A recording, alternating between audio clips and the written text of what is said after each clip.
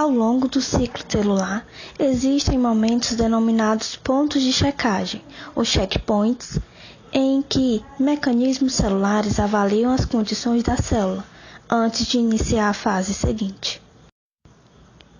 É nesses pontos que a célula decide se completa a divisão ou se interrompe o processo, e dependendo das condições, a alternativa pode ser até a apoptose.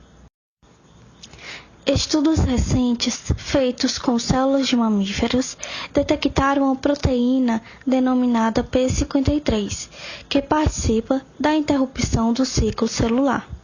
Foi constatado que essa proteína é produzida em grande quantidade sempre que moléculas de DNA são danificadas. No caso de esses danos serem muito grandes, essa proteína ativa a apoptose da célula danificada.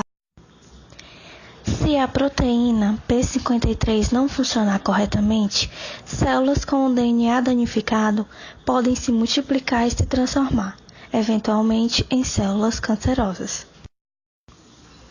As drogas quimioterápicas atuam por interferência direta no metabolismo celular, que seja na duplicação do DNA, na síntese de RNA, na síntese proteica e nas fases S, G1, G2 e M do ciclo celular, consequentemente parada da via metabólica.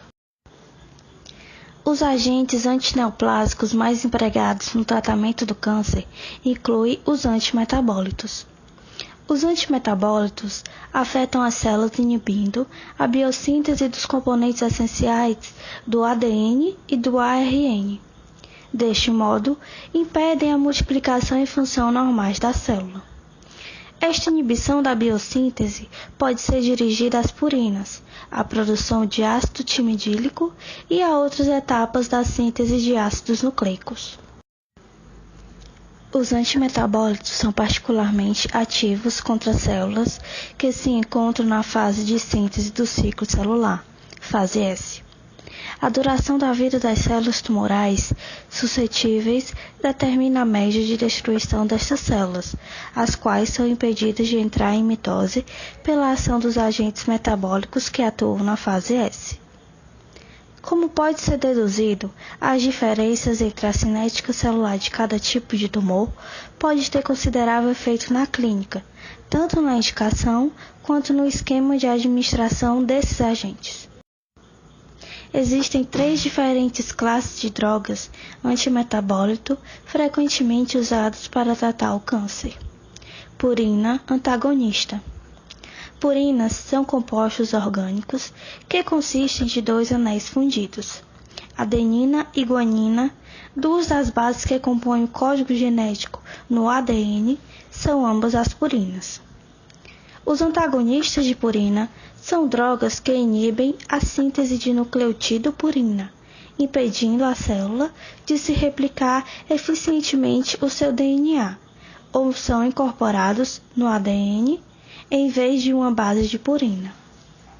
Uma vez que as células cancerosas se dividem rapidamente, eles devem replicar o seu DNA frequentemente, e as drogas que inibem a síntese do ADN e a replicação podem causar a morte das células cancerosas. Pirimidina antagonista. Timina, citosina e uracila são bases de DNA ou RNA, que são classificadas como pirimidinas, membros de uma classe de compostos orgânicos que consistem de um único anel que contém azoto. Os antagonistas de pirimidina são semelhantes aos antagonistas de purina, exceto que se dirigem à síntese de nucleotídeos de pirimidina, ou são incorporados ao ADN ou ARN no lugar da base de pirimidina. Folato antagonistas.